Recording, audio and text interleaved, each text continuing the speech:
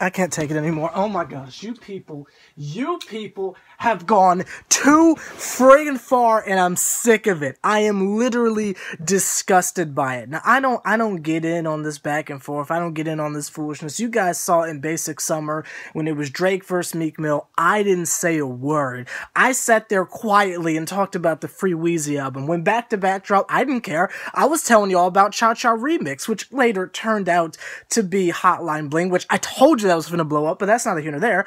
I was completely out of it. I didn't talk about Charged Up. I didn't talk about... The only thing I talked about is when Meek Mill almost got sued by the WWE. Other than that, I didn't say a word because I don't care. Okay, Drake is cool. Drake's alright.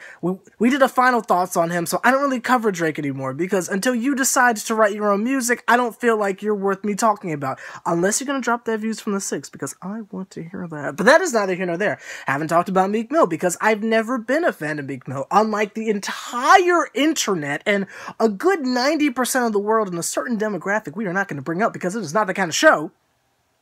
I've never liked Meek Mill. When that album dropped last summer, whatever the heck it was called, I mean, I thought Suicide Silence dropped another album because it's just him screaming and yelling for like 14 tracks, but everybody said it was amazing. Then Back to Back drops, oh, screw Meek Mill, oh, blah, blah, blah, blah, oh, let's break his CD, blah, blah, blah. What happened to him having the best album of that's neither here nor there. So the point is, I've been trying to stay away from this, but when things start to go, of the words of Birdman, when things go left, that's when I have to come on this dang on camera pause and stop the dang on foolishness.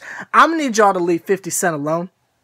I'm gonna need y'all to leave 50 Cent alone. Now, the him and Rick Ross thing, I haven't commentated on it because, I mean, it's just common knowledge the two don't like each other. But when you got Meek Mill deciding that he wants to get brave and he wants to say things against 50 Cent. Now, did 50 start it? Yes, but he's in the Maybach music camp, and if we need to check the scoreboard real quick, bankruptcy or whatever, let's check the actual, let's go to schoolyard type stuff. Let's check the scoreboard. I seem to remember a young aspiring rapper named Gunplay got destroyed at the BET Awards when G-Unit jumped him. They destroyed that man and took his chain, then wore it in the major distribution video. I remember that. I remember that very clearly. And what did Gunplay do back? Oh, he talked some trash on Twitter. Oh, okay. What has Rick Ross done for anything? Nothing. He's just talked some trash on Twitter.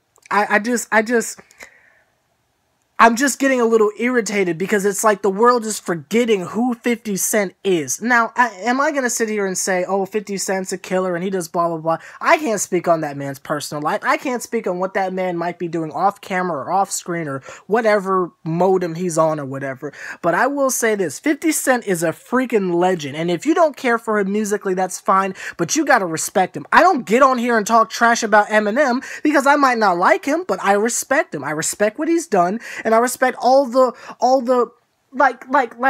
Fifth never even fell off. If we really keep it all the way 1,000, the reason why people want to say he quote unquote fell off is because he's not musically relevant anymore. Why did that happen? Because Before I Self-Destruct leaked a month before the release date and everybody heard it, so the numbers didn't do so well. Then for some reason 50 Cent wasn't dropping any albums for a very long period of time. From Before I Self-Destruct until Animal Ambition, there was no album by 50 Cent dropped. We later found out it was because he was having issues with Interscope. When he left, he dropped an album. Now, granted, was it so far of a period of time to where he fell off in music relevancy? Yes. But that doesn't mean he wasn't producing good music.